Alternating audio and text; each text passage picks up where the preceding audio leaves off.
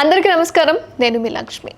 ఎవరండి చెప్పింది నాటక రంగం అనేది అంతరించిపోయిందనో లేదా ఆ నాటకాలు చూడడానికి ఎక్కువ మంది రావట్లేదు ఉండట్లేదు అని ఎవరు చెప్పారో ఏంటో కానీ కేవలం నాటకం మాత్రమే కాదు, ప్రతి రంగంలో తన సత్తా చాటుకుంటూ ఒక ఆర్టిస్ట్గా, ఒక యాక్టర్గా అండ్ అలాగే కెమెరామెన్గా, ఎడిటర్గా, ప్రోగ్రామ్ ప్రొడ్యూసర్గా, వాట్ నాట్ ఎవ్రీథింగ్ అన్నిట్లో ఆయన హ్యాండ్ ఉంది. మరి ఇన్ని రంగాల్లో ఆయన సత్తా చాటుకుంటూ ప్రజెంట్ యాక్టర్గా తన సత్తా ఇండస్ట్రీలో చాటుకుంటున్నారు వేణు పొలసాని గారు. ప్రస్తుతం నాతో పాటుగా ఉన్నారు. ఒకసారి మాట్లాడతారు. నమస్కారం సార్. అసలు మీ గురించి నేను ఇంట్రడక్షన్ ఇవ్వాలి అంటే వెతుక్కోవాల్సి వస్తుంది. ఏమని చెప్పాలి నేను? ఈయన ప్రోగ్రామ్ ప్రొడ్యూసర్ అని చెప్పారా, యాక్టర్ అని చెప్పాలా, రంగస్థలంలో ఈయన కొన్ని వందల ప్రదర్శనలు ఇచ్చారని చెప్పాలా, ఏంటో నాకు అర్థం కాలేదు సార్. సో ముందుగా రంగస్థల ప్రదర్శనలకు వస్తే కొన్ని వందల ప్రదర్శనలు ఇచ్చారు. సో అక్కడి నుంచి సినిమా వైపుగా మీ జర్నీ అనేది ఎలా సాగింది? నా ఊహ తెలిసిన దగ్గర నుంచి నాటకం సినిమా వీటి గురించి చాలా చిన్నతనం నుంచి అరౌండ్ 10 years 12 years ఆ ప్రాంతం నుంచి నేను ఆ ఏజ్ నుంచే నేను వాటి పట్ల నేను ఆకర్షితున్నాను. అంటే ఏ నాటకం చూసి? ముఖ్యంగా ఏంటంటే ఆకురాలిన వసంతం అనే నాటకం చూశాను. మున్ననూరి హనుమంతరావు గారని దాంట్లో మెయిన్ క్యారెక్టర్ చేశారు. ఓకే. ఆ టీంతో నేను ఇంటరాక్ట్ అన్నాను. ఆ టీంలో కలిసిపోయాను. నేను వాళ్ళతో పాటు వర్క్ చేశాను. కారణం ఏంటంటే మా నాన్నగారికి వాళ్ళందరూ ఫ్రెండ్స్. మా నాన్నగారు ఒక కల్చరల్ స్పోర్ట్స్ ఆర్గనైజేషన్ కోసం టికెట్ షో ఆర్గనైజ్ చేశారు. ఆ బెనిఫిట్ షోలో ఈ నాటకం వేశారు. ఆ బెనిఫిట్ షో టైంలో వాళ్ళందరూ లైవ్ ప్రదర్శన ఇచ్చారు. ఓకే. ఆ ఆర్గనైజేషన్ ఏదైతే నాటక సంస్థ ఉందో రాజరాజేశ్వర కళానికేతన్ అనేది, వాళ్ళందరూ మా నాన్నగారికి స్నేహితులు. ఓకే. మా నాన్నగారు కోఆపరేటివ్ బ్యాంక్ ఎంప్లాయ్. అప్పుడు ఎల్ఎంబి బ్యాంక్ అని ఉండేది, తర్వాత ల్యాండ్ మార్ట్గేజ్ బ్యాంక్ అని ఉండేది. దాని తర్వాత కాలక్రమంలో మార్పులు చేర్పులు వస్తూ కోఆపరేటివ్ బ్యాంక్ అయింది. సో వాళ్ళ ఆ నాటకం మొట్టమొదటి 1975 అప్పుడు వాళ్ళతో పాటు నేను కలిసి జర్నీ మొదలైంది. ఓకే. ఇవన్నీ ఎలా జరుగుతాయంటే లోపల మనకు ఎక్కడో ఇన్బిల్ట్ మనసు పొరల్లోనో లేకపోతే మనసు అంతరాల్లోనో ఎక్కడో దానికి సంబంధించిన జీన్స్ ఏవో ఉండి ఉంటాయి, అవి మేల్కొన్నాయి. అలా ముందుకు ఏమన్నారు నాన్నగారు ఫస్ట్? అంటే 10 years అప్పుడు అంటే చిన్నపిల్లలు ఏం తెలుసు అని ఉంటుంది కదా. ప్రత్యేకంగా ఏమే, ఆల్రెడీ ఫ్రెండ్స్ ఉన్నారు కాబట్టి. అయితే ఈ నాటక ప్రదర్శన అయ్యేటప్పటికి నాకు దగ్గరగా 13 ఏళ్ళు. స్టేజ్ మీదకి వచ్చేంత వరకు ఫస్ట్ ప్రదర్శన 13వ ఏట చేశారు. ఎక్కడ చేశారు? కరీంనగర్లోనే. ఓకే. ఏంటిది అది? అల్లూరు సీతారామరాజు అనే ఒక ఏకపాత్ర అభినయంతో. అంటే స్టేజ్ మీదకి రావడమే ఒక గొప్ప అవకాశం. అలాంటి మీరు ఏకపాత్రాభినయం చేసుకుంటూ, అది కూడా అల్లూరి సీతారామరాజు గారి నా అవతారంలో మీరు స్టేజ్ ఎక్కారు అంటే నిజంగా అది గ్రేట్ థింగే, ఒక మంచి స్టెప్ అది మీకు. దాని తర్వాత కంటిన్యూగా నాటకం సైడ్ వెళ్ళిపోయాను. చదువుతూ నాటకాలు వేశారు. అండ్ మీకు బాగా నచ్చిన నాటకం ఏది? మీకు బాగా మెప్పునందించింది? అంటే నాకు పర్సనల్గా మెప్పునందించిందంటే లిఫ్ట్ అనే నాటకం. లిఫ్ట్. ఓకే. అందులో 2 క్యారెక్టర్లు ఉంటాయి. మొత్తం 50 నిమిషాల నాటకం, 2 క్యారెక్టర్లు. డిఫరెంట్ సిచ్యువేషన్స్లో వాళ్ళు ఎదుర్కొన్న భావోద్వేగాల్ని చేస్తూ వెళ్ళేది. అలాగే పుట్టుక్కు జరి డుబుక్కుమే. పుట్టుక్కు జర డుబుక్కుమే, నువ్వు వస్తానంటే నేను వద్దంటాను సినిమాలో ఒక చిన్న డైలాగ్ ఉంటుంది సాంగ్లో. అంటే అది మనకు ఏమంటారు సామెత. ఓకే. పుట్టుక్కు జరి డుబుక్కుమే. తర్వాత పండగ వచ్చింది, అతి దేవుళ్ళు వస్తున్నారు. ఇది బాగా నాకు పేరు వచ్చిన. ఇలా ముందుకెళ్ళాం, చేసుకుంటూ వచ్చాం. అండ్ ఇప్పటికీ ఎక్కడైనా సరే మీరు అక్కడి నుంచే మొదలయ్యారు. నాటకమే మీ జీవన విధానంగా మారిపోయింది, జీవితంగా మారిపోయిన పరిస్థితులు కదా. ఇప్పుడు ఎక్కడైనా ఒక నాటక జరుగుతుంది అన్నా లేదా ప్రదర్శించాలి అన్నా ఇప్పుడున్న జనరేషన్ స్పందన ఏంటి అసలు? ఇప్పుడు జనరేషన్ మారిపోయిందమ్మా. నాటకానికి బాగా విలువ ఉంది. మా టైంలో ఉన్న కష్టాలు ఇప్పుడు లేవు. నాటకం చేయాలనుకునే వాళ్ళకి కానీ, నాటక ప్రదర్శన ఇవ్వాలనుకునే వాళ్ళకి కానీ అప్పటికన్నా ఇప్పుడు చాలా సానుకూలమైన పరిస్థితులు ఉన్నాయి. ఇప్పుడు చాలా ఇప్పుడు నేను మళ్ళీ అగైన్ ఆఫ్టర్ లాంగ్ టైం నేను ఒక నాటక సంస్థను మళ్ళీ కొత్తగా స్టార్ట్ చేసి నాటకాలు వేయాలి అనే ఆలోచనలో ఉన్నా. వావ్, ఆదరిస్తారనుకుంటున్నారా మరి? ఖచ్చితంగా ఖచ్చితంగా. ఎందుకంటే మీకు హైదరాబాద్లో నాటకం చూసే జనం వేరే ఉన్నారు. అయితే నాటకాన్ని కొత్తగా వేయాలి, మూస పద్ధతిలో కానీ వేరే రకంగా వేయకూడదు, కొత్తదనంగా వేయాలి. సబ్జెక్ట్ విషయంలో కానీ, కంటెంట్ విషయంలో కానీ, పర్ఫార్మెన్స్ విషయంలో కానీ కొత్తదనం ఉండాలి. ఉంటే ఖచ్చితంగా చూస్తాం. ఎందుకంటే దానికి ఉదాహరణలు ఇప్పుడు రంగభూమి అనే ప్లేస్ ఉంది గచ్చిబౌలిలో. అక్కడ చాలా నాటకాలు జరుగుతున్నాయి, తెలుగు, తమిళ్, అన్ని భాషలు. ఓకే. మనకు నార్త్లో ఉన్నంత ప్రోత్సాహం తక్కువ, కానీ ఇక్కడ ఉన్నది. ఇక్కడ ఇప్పుడు మళ్ళీ ఇప్పటికీ మళ్ళీ మంచి ప్రదర్శనలు జరుగుతున్నాయి. క్వాలిటీ అండ్ కంటెంట్ ప్రోగ్రామ్స్ జరుగుతున్నాయి. మీకు ఎవరి నాటకాలు బాగా ఇష్టం సార్? ఎవరి నాటకాలు అంటే కొత్తదనం, మోస్ట్ వీళ్ళు బాగా చేస్తారు స్టేజ్ మీద. ఇప్పుడు రంగభూమిలో బషీర్ టీం బాగా చేస్తుంది, తర్వాత రత్నారెడ్డి టీం చేస్తుంది, ఉన్నారు. అలాగే రామ్ హలగొండి, వినయ్ వర్మ, వీళ్ళ టీమ్స్ అన్ని మంచి నాటకాలు వేస్తున్నారు. మంచి డైరెక్టర్లు, పర్ఫార్మర్లు వాళ్ళు. ఏ హీరో ఇష్టం మీకు బాగా? హీరోలు అంటే మంచి పర్ఫార్మెన్స్ ఇచ్చే హీరో అంటే బాగా ఇష్టం. అందరూ మంచి పర్ఫార్మెన్స్ చేస్తారు కదా సార్. కమల్ హాసన్, ఓకే, చిరంజీవి. చాలా సినిమాల్లో నాగార్జున గారు మంచి పర్ఫార్మెన్స్ ఇచ్చారు.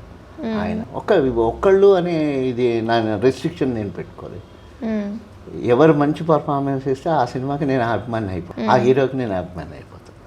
ఓకే. చాలా సినిమాల్లో మంచి మంచి పర్ఫార్మెన్స్లు ఇచ్చిన ఆర్టిస్టులు ఉన్నారు. ఇవన్నీ ఏంటంటే ఒక సినిమా యాక్టర్ మంచి పర్ఫార్మెన్స్ ఇస్తున్నాడు అంటే ఎక్కువ శాతం క్రెడిట్ గోస్ టు డైరెక్టర్. ఎందుకంటే డైరెక్టర్ ఆ క్యారెక్టర్ని, యాక్టర్ని మోల్డ్ చేసుకునే విధానం మీద యాక్టర్ పర్ఫామ్ చేయడం. యాక్టర్లు అందరూ మంచి యాక్టర్లే, అందరికీ మంచి నటన వచ్చు. నటనను తీసుకోవడం మీద ఆధారం.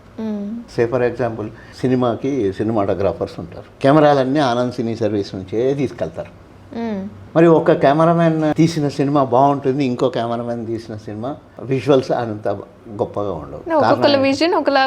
కారణం ఏంటంటే అది అల్టిమేట్ ఏంటంటే ఒక సినిమాలో ఒక యాక్టర్ పర్ఫార్మెన్స్ బాగా ఇచ్చాడు అంటే యాక్టర్లో దమ్మున్నది, కానీ యాక్టర్ని వాడుకునే విధానం డైరెక్టర్కి తెలుసుంటారు.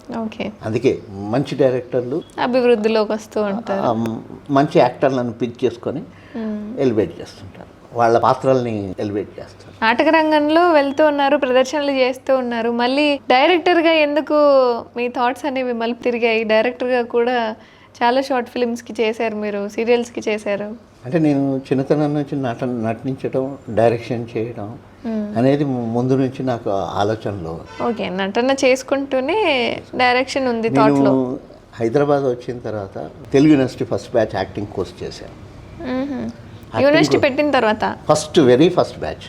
Okay, very first batch. అప్పుడు అంటే కరీంనగర్ నుంచి కూడా మీరే బిఏ చేసిన ఫస్ట్ వ్యక్తి? బిఏ యాక్టింగ్ చేసిన మొదటి వ్యక్తి. ఓకే. సో అప్పుడేంటి మాకు ఎంట్రన్స్ టెస్ట్ లేవు, ఓన్లీ ఇంటర్వ్యూ. చాట్ల శ్రీరాములు గారు ఒక పక్క, జేవి సోమయాజులు గారు మా హెడ్ ఆఫ్ ద డిపార్ట్మెంట్ దానికి, అప్పుడు వీసీ శ్రీనారాయణ రెడ్డి గారు, ముగ్గురు కూర్చుని ఇంటర్వ్యూ, అందరిని వ్యక్తిగతంగా ఇంటర్వ్యూ చేసి 20 మందిని సెలెక్ట్ చేశారు. అందులో నేను. ఏమడిగారు అప్పుడు సినారి గారు? నాటకానికి సంబంధించి ముందే ఒక స్క్రిప్ట్ ఇచ్చారు, పర్ఫామ్ చేయమన్నారు, రకరకాలుగా పర్ఫామ్ చేయమనే విధంగా ఇది చేశారు. దానిలో ఏంటంటే నాకు చాట్ల శ్రీరాములు గారు చాలా చిన్నప్పటి నుంచి పరిచయం. దీన్ని ఇలా చెయ్యి, దీన్ని ఇలా చెయ్యి అని చెప్పి అడిగి చేయించారు. సో దట్ నేను ఈ 2-3 రకాల వేరియేషన్స్ ఇవ్వగలనా లేదా అనే దానికి బయటికి లాగారు ఆయన. మీకు క్లారిటీ వచ్చిందే, నేను ఇన్ని చేయగలనా అనిపించిందా? చేయగలనని నమ్మకం ఉంది కాబట్టి జాయిన్ అయ్యాను. అంటే వాళ్ళ ఇంకా ఆయన చేసిన ఇది ఏంటంటే ఆ ఇద్దరికి నన్ను ప్రూవ్ చేయడానికి నన్ను అలా బయటికి లాగారు. దానివల్ల నాకు వచ్చి వాళ్ళ ఇద్దరికి తెలుసు. ఓకే. మీతో పాటు అప్పుడు చదువుకున్న వాళ్ళు ఎవరెవరు? దాదాపు 20 మందిలో అందరికంటే చిన్నవాడు రాజీవ్ కనకాల. తర్వాత బలగం సినిమాలో మూలుగు బొక్కలు తిండి ఒక క్యారెక్టర్ చేస్తాడు సత్యనారాయణ. అవును, మేము ముగ్గురు. ఆయన కూడా మీ బ్యాచ్? మా బ్యాచ్, మేమంతా క్లాస్మేట్. అయితే రాజీవ్ గారు మీ ఫ్రెండ్? అయితే రాజీవ్ నా క్లాస్మేట్, ఫ్రెండ్. ఓకే. బట్ అంటే ఆయనతో పరిచయం కానీ సన్నివేశం కానీ ఎలా ఉంటుంది? చాలా చిల్లు ఉంటారు ఆయన కూడా. చాలా కూల్గా ఉంటాడు, జోవియల్గా ఉంటాడు, వీలైనంత హెల్పింగ్ నేచర్ ఉన్న వ్యక్తి. నన్ను చిన్నప్పుడు కలివేడిగా మామ అని పిలిచేవాడు. తర్వాత కూడా ఇప్పుడు ఈ మధ్య కాలంలో కూడా నాకు కొన్ని సహాయాలు చేశాడు. ఏం సహాయాలని మాత్రం అడగండి, సహాయం చేశాడు. అల్లుడు అనమాట మీకు ఇప్పుడు రాజీవ్ కనకాల గారు. అంటే తను అప్పుడు అన్నమాట ఇప్పటికీ నేను నాకు ఒక కొడుకు స్టైల్లోనే ఆలోచిస్తాను. అల్లుడు కొడుకు పెద్ద తేడా ఏం లేదు.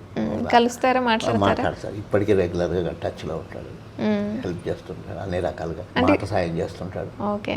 అంటే సుమా గారు అంటే ప్రతి ఒక్కరికి నాకు చాలా ఇష్టం. యాంకర్ అంటే ఆవిడ మాట విధానం కానీ ఆ హుందాతనం కానీ చాలా చక్కగా ప్రజెంటేషన్ ఉంటుంది సుమా గారిది. సో ఆవిడ గురించి ఏమన్నా ఒక 2 ముక్కలు మాట్లాడి. అంటే ఇప్పుడు మామ అన్నాడు కాబట్టి ఆ అమ్మాయి నాకు అమ్మాయి అవుతుంది. సరే, అయితే ఎక్కువగా ర్యాపో మాకు లేదు. అంటే నేను ఏంటంటే నేను వాళ్ళ దగ్గర వాళ్ళ నాన్నగారి దగ్గర వర్క్ చేసినప్పటికీ వీళ్ళ అసోసియేట్ డైరెక్టర్గా చేశారు. అప్పటికి ఇంకా వీళ్ళ పెళ్ళి కాలేదు. సో వీళ్ళ పెళ్ళి అయిన తర్వాత నేను 2000లో I went to Kakatiya university. మధ్యలో వెళ్ళిపోయారు పెళ్ళైన వాళ్ళ పెళ్ళైన తర్వాత నాకు ఉద్యోగ అవకాశం వచ్చి నేను కాకతీయ యూనివర్సిటీకి వెళ్ళిపోయాను. తర్వాత మేము కలుసుకోవడం తగ్గింది. అయ్యో. తర్వాత మళ్ళీ రీసెంట్గా మళ్ళీ నేను వెంకటేశ్వర భక్తి ఛానల్లో చేరిన తర్వాత ఇక్కడికి వచ్చినప్పటి నుంచి మళ్ళీ రెగ్యులర్గా కాంటాక్ట్లో ఉంటాం, అప్పుడప్పుడు కలుస్తాం. ఫ్యామిలీ గ్యాదరింగ్స్ అవి ఉంటే పిలుస్తారు మమ్మల్ని, మేము వెళ్తాం.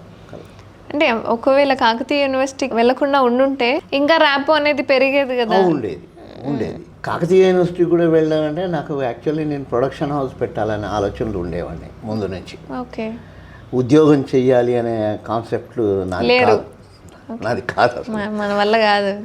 సో నేనేంటంటే నేను ప్రొడక్షన్ హౌస్ అనే కాన్సెప్ట్లో ఉన్నప్పుడు ఒక 3 కాన్సెప్ట్లు 8 ఎపిసోడ్లు నేను సొంతంగా ప్రొడ్యూస్ చేశాను అప్పట్లో టీవీ సీరియల్స్కి. ఓకే. సరే, అదృష్టవశాత్తు అవి బయటికి రాలేదు, లాస్ అయింది. దాని మూలంగా మీరు మళ్ళీ ఉద్యోగ వేటలో వెళ్ళాల్సి. మళ్ళీ రిటర్న్ ఎప్పుడు అయ్యారు సార్? ఇంకా రిటర్న్ అంటూ ప్రత్యేకంగా లేదు. మొన్నటిదాకా ఉద్యోగంలోనే ఉన్నాను. ఒక 7 years కాకతీయ యూనివర్సిటీ, తర్వాత వెంకటేశ్వర భక్తి ఛానల్ ఒక 15 years. రిటైర్ అయిన తర్వాత after that I came acting. ఏం తెలుసు నాకన్నా తెలుసు.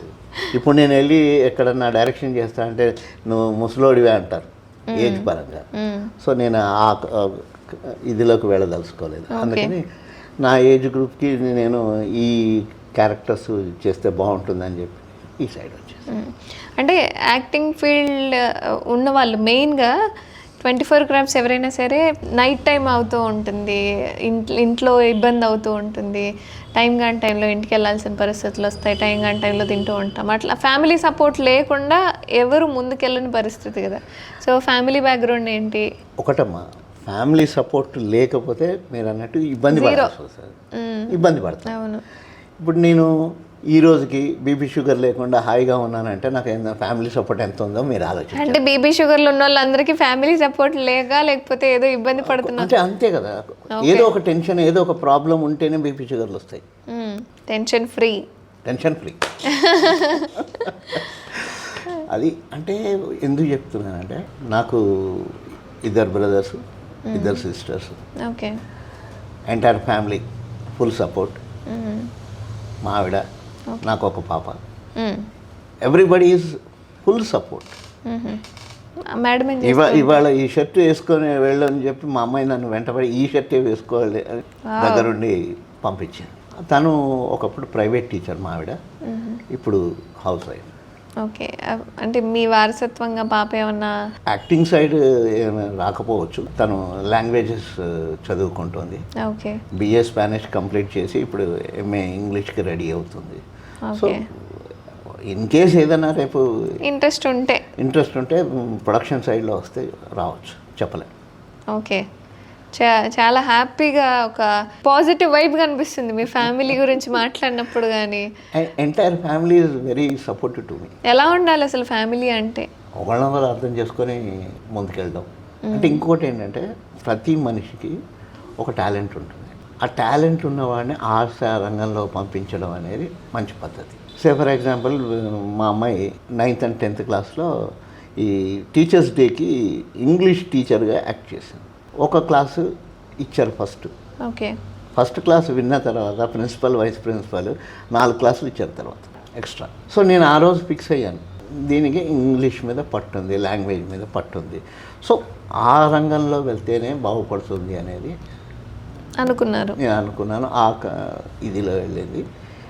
బిఏ ఇంగ్లీష్ అనుకుంది, బిఏ స్పానిష్ చేసింది, ఇప్పుడు ఎంఏ ఇంగ్లీష్లో పీజీ కంటిన్యూ అవుతుంది. సో నేనేమంటానంటే పిల్లల్ని ఎవరికి ఇంట్రెస్ట్ ఉన్న రంగంలో వాళ్ళని ఎంకరేజ్ చేయాలి. లోకమంతా బీటెక్లు చదువుతున్నారు, మా పాప కూడా బీటెక్ చదవాలి. లోకమంతా ఇదే చదువుతున్నారు, మా అబ్బాయి కూడా ఇదే చదువు. ఈ మోస పద్ధతి వద్దు. Every person got individual taste, identity, వాడికి ఆ దాంట్లో పంపించి అప్పుడు పిల్లల గ్రోత్ ఎక్కువ ఉంటుంది. This is in general my opinion. అంటే సినిమా విషయానికి వస్తే నాటకం వేరేలా ఉంటుంది, సినిమా వేరేలా ఉంటుంది. లైక్ తెర మీద మనం కనిపిస్తున్నా అది లైవ్ అయినా సరే, బట్ ఆ డిఫరెన్స్ అనేది, వ్యత్యాసం అనేది మీరు ఏమేం గమనించారు అసలు నాటకానికి సినిమా రంగానికి? ఇందాక మీరు అన్నట్టు నాటకం లైవ్, సినిమా లైవ్ కాదు. Cinema is a recorded. Cinema నటన టెక్నికాలిటీ పట్టుకొని ముందుకెళ్ళడం సినిమా నటన. రంగస్థలం టెక్నికాలిటీతో వెళ్ళదు, లైవ్లో ప్రదర్శనతో వెళ్తుంది, లైవ్లో వెళ్తుంది. నాటక ప్రదర్శనలో ఒకప్పటికి ఇప్పటికీ మార్పు వచ్చింది. ఒకప్పుడు నాటకీయత ఉండేది, ఇప్పుడు రియలిస్టిక్, అక్కడ రియలిస్టిక్ వచ్చింది. సో ఆ మీడియంకి ఈ మీడియంకి చిన్న చిన్న తేడాలు ఉన్నాయి. ఆ తేడాలు గమనించుకున్న వాళ్ళు రంగస్థల నటులు ఇక్కడ సక్సెస్ అయ్యారు, కొందరు కాలేకపోయారు. ఆ టెక్నికాలిటీ పట్టుకోవాలి. Film acting is a technical, theatre లైవ్లో ఉంటుంది. మీకు మీరే అలంకరించుకునే వల్ల మొత్తం అంటే నాటకం నుంచి వచ్చిన వాళ్ళకి అన్ని క్రాఫ్ట్స్ తెలుస్తాయి. సే ఫర్ ఎగ్జాంపుల్ ఒక నాటక నటుడికి, మాకేంటంటే ఇప్పుడు నాటక నటుడికి ఎవరికి కూడా టీం అందరు కలిసి ఒక టీం వర్క్ చేసుకుంటారు, అందరు కలిసి రంగాలంకరణ చేసుకుంటారు. That is art direction. Lighting గురించి ప్లాన్ చేసుకుంటారు, దట్ ఈజ్ 50%. లైట్ డిపార్ట్మెంట్ వాళ్ళందరి, కెమెరా డిపార్ట్మెంట్కి వస్తుంది, సినిమాటోగ్రఫీ సగం వచ్చేస్తుంది. సో మేకప్, ఒకళ్ళకొకళ్ళు మేకప్ చేసుకుంటారు.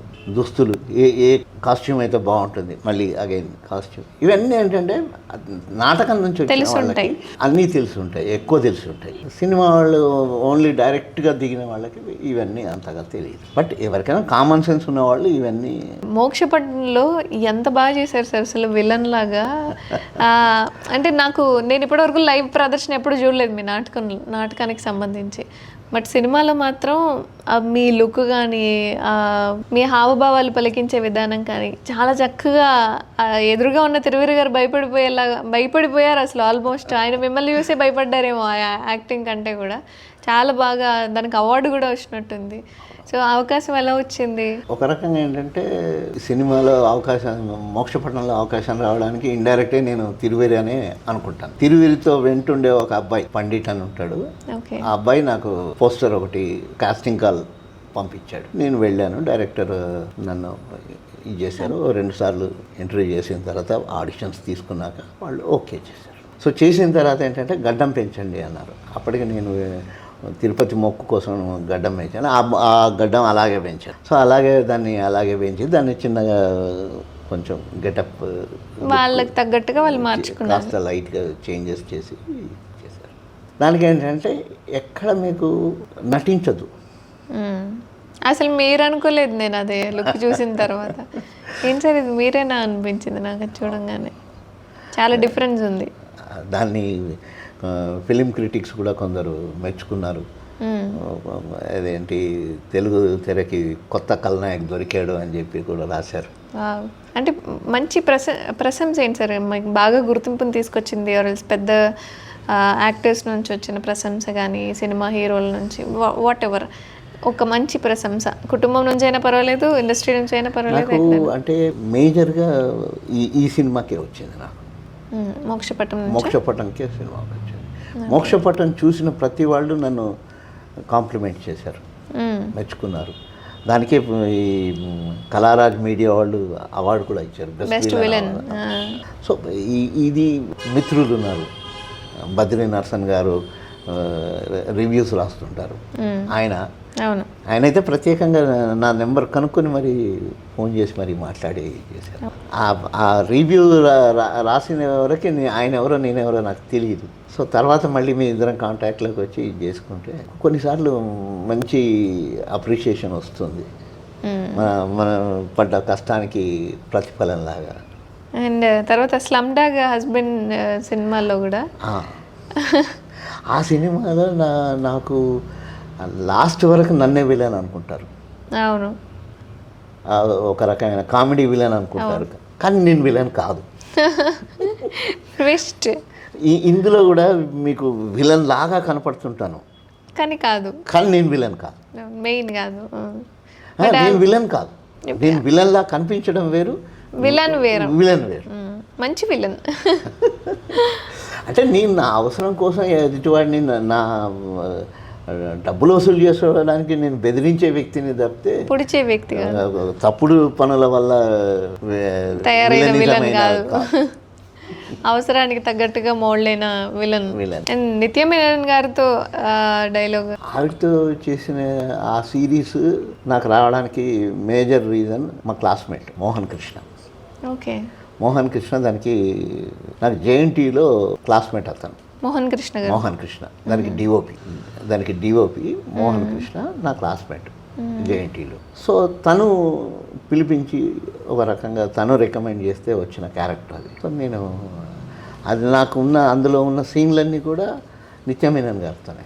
అవును, ఎంత జెంటిల్గా రెస్టారెంట్లో కానీ ఇంకో మొత్తం బ్యాక్గ్రౌండ్ అంతా రెస్టారెంట్ బ్యాక్గ్రౌండే. ఆవిడ కూడా చాలా కలివిడిగా అంత ఫ్రెండ్లీగా ఎక్కడ వేసేటం లేకుండా చాలా ఫ్రెండ్లీగా ఉంటుంది. బాగా పాడతారు కూడా. నేను అంటే డైరెక్ట్గా ఆవిడ పాడింది నేను వినలేదు. She's the best singer. Okay sir, ఇప్పటి వరకు మీరు చాలా సినిమాల్లో నటించారు, చాలా డైలాగులే మీకు తెలిసి ఉంటాయి.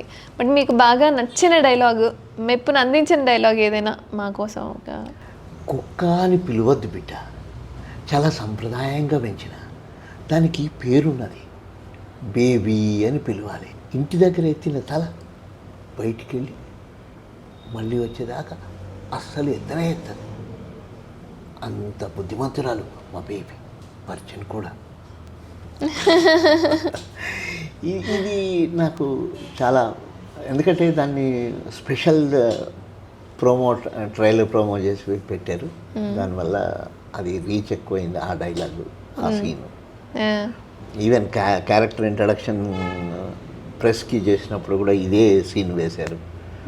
సో చాలా అద్భుతంగా చెప్పారు సార్. అంటే ఆ సినిమాలోనే అది చాలా హైలైట్ అయిపోయింది, ఆ సినిమా మొత్తం మీద కూడా. ప్రతి దానికి ఈ వర్జిన్ కూడా అనేది చాలా హైలైట్ అయిపోయింది ఆ డైలాగ్.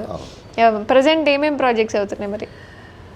ప్రజెంట్స్ ఇప్పుడు 5-6 ప్రాజెక్టులు దాకా ఉన్నాయి. అందులో డిఫరెంట్ స్టేజ్లో ఉన్న కొన్ని అండర్ ప్రొడక్షన్ ఉన్నాయి, కొన్ని పోస్ట్ ప్రొడక్షన్లో ఉన్నాయి, కొన్ని షూట్ అయితే అయిపోయినాయి, అన్ని పోస్ట్ ప్రొడక్షన్ అయిపోయి రెడీగా ఉన్నవి కూడా ఉన్నాయి. రీసెంట్గా పెద్ద పిట్ట అనే ఒక ప్రాజెక్ట్ చేశాను. ఈటీవీ విన్ కథాసుధకి త్వరలో రాబోతుంది, అదొకటి చేశాను. అందులో ఏంటంటే చాలా ఇంపార్టెంట్ 3 క్యారెక్టర్లు ఉంటాయి, అందులో నాదొక ఇంపార్టెంట్ క్యారెక్టర్. ఓకే, సినిమా మొత్తంలో మేజర్ క్యారెక్టర్లు 3, అందులో నాదొక ఇంపార్టెంట్ క్యారెక్టర్. ఓకే, అది కాకుండా రూపాయి నమః అనే ఒక సినిమా చేశాను, అది టోటల్ సింక్ సౌండ్లో చేశాం. అందరూ కొత్త వాళ్ళే. ఓకే, వాళ్ళు ఫైనల్ అవుట్పుట్కి సిద్ధంగా ఉంది. ఈ 1 వీక్లో ఫస్ట్ కాపీ రెడీ అయిపోతుంది. అది అందులో ఏంటంటే నా క్యారెక్టర్ ఒక 70% స్క్రీన్ స్పేస్ ఉంటుంది. Important of the characters film మొత్తం మీదే 70%. నేను ఒక 70%. ఓకే, క్యారెక్టర్ కూడా ఇంపార్టెంట్, కీలకమైన పాత్ర. ఇందులో కూడా విలనేనా సార్? కాదమ్మా, ఓకే, అంటే విలన్ షేడ్స్ కొంత ఉంటాయి, విలన్ లాగా ఉంటారు కానీ విలన్ కాదు. విలన్ షేడ్స్ ఉంటాయి, okay, but I'm not the villain. Okay, situation is villain. So something like that. అది ఏంటన్నది చూస్తే సినిమా వస్తే కానీ తెలియదు. నేను విలనా, సిచ్యుయేషన్ విలనా, ఇంకోటి అనేది అగైన్. ఓకే, అది అలా. అది కాకుండా క్రేజీ కళ్యాణం అని ఒక సినిమా చేశాను. పెద్ద నరేష్ గారు, తరుణ్ భాస్కర్ అండ్ అనుపమ పరమేశ్వరన్ వీళ్ళు మెయిన్ క్యారెక్టర్స్ ఓకే అందులో ఉన్నారు మీరైతే. అందులో ఒక ఇంపార్టెంట్ క్యారెక్టర్ చేశాను. మెయిన్ క్యారెక్టర్ కాదు నాది, నేను ఒక ఇంపార్టెంట్ క్యారెక్టర్, వాళ్ళు మెయిన్ క్యారెక్టర్స్ చేశారు. అంటే సార్ నార్మల్గా నాకు ఒక క్వశ్చన్, మీ విషయంలో అంటే మీ విజన్లో విలనిజం అంటే ఏంటి అసలు?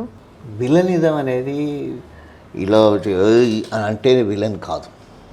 నవ్వుతూ కూడా బయటికి నవ్వుతూ చెడు చేసేవాడు చాలామంది ఉన్నారు. బయటికి వికృతంగా కనపడి చాలా మంచి మనసుతో ఉన్న వాళ్ళు చాలామంది ఉన్నారు. విలనిజం అనేది వాళ్ళు చేసే పనిని, వాళ్ళ చేష్టల్ని ఎదుటివాడికి చేసే నష్టం వల్ల వాడు విలన్ అవుతాడు. నష్టం లేకుండా మంచి చేసే విలన్లు కూడా ఉంటారు కదా మరి. అప్పుడు విలన్ ఎందుకు అవుతాడు? విలన్ అంటే చెడు చేసేవాడు విలన్. వెరీ సింపుల్ మీనింగ్ మనకు తెలిసిన. ఓకే అది మీ చెడువాడు మంచివాడు, చెడువాడు విలన్, మంచివాడు హీరో. అంటే నార్మల్గా మీరు చేసిన క్యారెక్టర్లన్నింటిలో విలన్ లాంటివి కానీ విలన్గా చెప్పుకునే క్యారెక్టర్లు కాదు. సో అట్లా నా first villain pure villain character ప్రయాణికుడు అని 2014లో చేశాను. అది ప్యూర్ విలన్. ప్యూర్ విలన్ అంటే విలనే అన్ని చెడు చేస్తుంటాడు. పొడుచుడు హీరోని కష్టపెట్టడం, నష్టపెట్టడం, చంపడానికి ట్రై చేయడం, అది పక్క బెదిరించడం విలన్. అది స్ట్రైట్ అవే విలన్ క్యారెక్టర్. నా ఫస్ట్ ఫిలిమే విలన్ క్యారెక్టర్. పోల్సాని గారు విలన్ ప్రయాణికుల్లో ఉంటుందంట. అది మీకు వచ్చిన బెస్ట్ కాంప్లిమెంట్ ఏంటి సార్? అంటే సినిమాల్లో కావచ్చు, లఘు చిత్రాల్లో అయినా నాకు సినిమాల్లో వచ్చి బేసిక్గా మోక్షపటం సినిమాకి మంచి అప్రిషియేషన్ వచ్చింది. ఫస్ట్ పేపర్స్లో పాజిటివ్ రివ్యూస్ వచ్చాయి రిలీజ్ అయిన తర్వాత. ఒక మిత్రుడు తర్వాత నాకు మిత్రుడు అయ్యాడు. ఆయన అయితే ఏకంగా తెలుగు తెరకి కొత్త కల్నాయక్ దొరికాడు అని రాశారు. విలనిజం బాగా పండించాడు అనే. అలాగే స్లమ్ డాగ్ హస్బెండ్ సినిమాకి కూడా నా క్యారెక్టర్కి మంచి అప్రిషియేషన్ వచ్చింది. చాలా రివ్యూస్లో మంచి పాజిటివ్ రెస్పాన్స్ వచ్చింది నాకు. ఓకే. తర్వాత మీరన్న అప్రిషియేషన్ అనేది ఇంకొక రూపంలో ఏంటంటే ఆడిషన్కి వెళ్ళాను. ద ఫేమస్ డైరెక్టర్ ఎదురుగుండా ఆయన కూర్చున్నారు, నేను ఇలా కూర్చున్నాను, మధ్యలో టేబుల్ ఉంది, ఇటుపక్క అసిస్టెంట్స్ వాళ్ళు పెట్టున్నారు. మీ గురించి చెప్పండి అని అన్నాడు ఆయన. నా గురించి నేను మాట్లాడుతున్నాను, నేను ఇది సార్ నేను ఇది చేశాను, ఇలా చేశాను అని చెప్తూ ఉంటే, మీరు వెంకటేశ్వర భక్తి ఛానల్లో చేస్తున్నాను అన్నారు. భక్తి ఛానల్ కానీ మీ ఫేస్లో విలని బాగా పలుకుతుంది అని అన్నాడు ఆయన. నేను ఆయనతో జోవియల్గా చాలా క్యాజువల్గా ఏ రకమైన ఇది లేకుండా నవ్వుతూ మాట్లాడుతున్నాను. ఆయన అనుభవం చాలా అనుభవం. ఆ సినిమాలో ఆయన డైరెక్షన్ చేసిన ఒక సినిమాలో ఒక డైలాగ్ ఉంటుంది. ఓకే, ఏంటిది ఆ డైలాగు? ఒక్కసారి చెప్తే 100 సార్లు చెప్పినట్టు. రజనీకాంత్ గారి డైలాగ్. ఆ సినిమాకి ఆయన డైరెక్టర్ సురేష్ కృష్ణ గారు. అవును. ఆయన అలా అనేటప్పటికీ నేను ఆశ్చర్యంతో కూడిన ఆనందం వేసింది నాకు. థ్యాంక్ యూ సార్ అన్నాను నేను. సురేష్ కృష్ణ గారు ఆ మాట అన్నారు, నీ ఫేస్లో విలని బాగా పలుకుతుంది అని. బెస్ట్ కాంప్లిమెంట్ అది అసలు. ఇప్పుడు అంత పెద్ద మనిషి, అన్ని సినిమాలకు డైరెక్టర్ ఆయన ఆ మాట అనేటప్పటికి నేను ఐ ఫెల్ట్ వెరీ హ్యాపీ. అసలు ఆ రోజు చాలా అంటే చాలా సంతోషం. అసలు విలన్ బయటకు వచ్చినప్పుడు అంటే విలన్ అంటే ఏముంటుందమ్మా, చెడు చేసేవాడు విలన్, మంచి చేసేవాడు హీరో. తర్వాత మళ్ళీ ఆయన కలిసారా? అంటే ఆయన సినిమాల్లో విలన్గా ఏమన్నా? లేదు, ఇంకా తర్వాత ఆ సినిమాకి నేను సెలెక్ట్ అవ్వలేదు. వేరే ప్రాజెక్ట్ ఫర్దర్ ఫ్యూచర్లో కలుస్తానేమో తెలియదు. కలవండి, మళ్ళీ అంత కాంప్లిమెంట్ ఇచ్చిన తర్వాత కలవకపోతే బాగుంటుంది. ఇక్కడ హైదరాబాద్లో ఉండదు కదమ్మా, చెన్నైలో మన క్యారెక్టర్ కాదు ఇంపార్టెంట్. వెళ్తాం, కలుస్తాం, టైం విల్ డిసైడ్. అలాగే కాంతా సినిమాలో నేను చేసిన క్యారెక్టర్ కూడా మంచి అప్రిషియేషన్ వచ్చింది. దుల్కర్ సల్మాన్ గారిది. నా మొట్టమొదటి తమిళ్ సినిమా అది. 100 CR వచ్చేసింది సినిమా కూడా. అది మొట్టమొదటి తమిళ్ సినిమా నాకు. అది తమిళ్లోనే చేశారా? అది తమిళ్. నేను డైలాగ్ ఈవెన్ స్పాట్లో డైలాగ్ కూడా నేను తమిళ్లోనే చెప్పాను. ఫైనల్ అవుట్పుట్లో డైలాగ్ కూడా నాదే, తమిళ్లోనే నేను చెప్పాను. చెప్పండి ఒకసారి డైలాగ్. ఇప్పుడు గుర్తులేదమ్మా, తమిళ్ రాసి. ఓకే ఓకే, పెద్ద డైలాగ్ పర్వాలేదు, 4-5 లైన్లు ఉంటాయి. ఓకే. అయితే కష్టం. ఇంటరాగేషన్ సీన్లో రానా గారితో మాట్లాడతాను. ఎదురుగుండా రానా గారు ఉంటారు, నేను ఉంటాట. తెలుగులో మీరేనా మరి డబ్ చెప్పింది? వేరే చెప్పింది నేనే, తెలుగులో నేనే చెప్పాను, తమిళ్లో కూడా నేనే చెప్పాను. సూపర్ జర్నీ అసలు. ఫస్ట్ తమిళ్ సినిమా అది అయితే, ఫస్ట్ తమిళ్ వెబ్ సిరీస్ కూడా త్వరలో రాబోతుంది. పో, తెలుగు రాష్ట్రాలను దాటి మరో రాష్ట్రాన్ని చేరింది మీ పాదం. అది మొత్తం తమిళ్లోనే, అంటే తమిళనాడు చెన్నైలో షూట్ చేశారు, అయిపోయింది. త్వరలో నెట్ఫ్లిక్స్కి వస్తుంది అని చెప్పి వింటున్నాం. Waiting for that. అందులో కూడా మంచి క్యారెక్టర్. గ్యాప్ వచ్చినా బాగానే అన్నీ దున్నేస్తున్నారు మంచిగా. ఏముందమ్మా, అవకాశం డైరెక్టర్ ఇచ్చిన ప్రతి అవకాశాన్ని నా వంతుగా నేను కష్టపడుతూ చేస్తున్నాను, ఇష్టంతో చేస్తున్నాను. మోస్ట్ ఇంపార్టెంట్లీ ఇష్టంతో చేస్తున్నాను. కష్టపడుతూ, అందరూ కష్టపడతారు, ఇష్టపడుతూ చేయడం అనేది చాలా ఇంపార్టెంట్. అలా ఇష్టపడుతూ చేశారు కాబట్టి కంబ్యాక్ ఇచ్చినా సరే మంచిగా అవకాశాలు చేజెక్కించుకుంటూ ముందుకెళ్తూ ఉన్నారు. సార్, అంటే పాతకాలపు రోజుల్లో మనం ఏదైనా ఒక వేషం వేసినా సరే, ఒక సినిమాకి వెళ్ళినా సరే, మరొక సినిమాకి పిలిచే అవకాశాలు ఉన్నాయి. వాళ్ళే పిలుస్తూ ఉంటారు, ఒక 4-5 సినిమాలు క్యూలో ఉండుంటాయి. బట్ ఇప్పుడు అలా కాదు. ఒక సినిమా అయిపోయిందంటే ఆ సినిమాకి ఇంకా అక్కడితో ఆగిపోయి మళ్ళీ అవకాశాల కోసం వెతికే పరిస్థితులు ఉన్నాయి. ఎందుకంటే చాలామంది ఉన్నారు, చాలా జనాలు ఇండస్ట్రీకి తరలిస్తున్న పరిస్థితులు.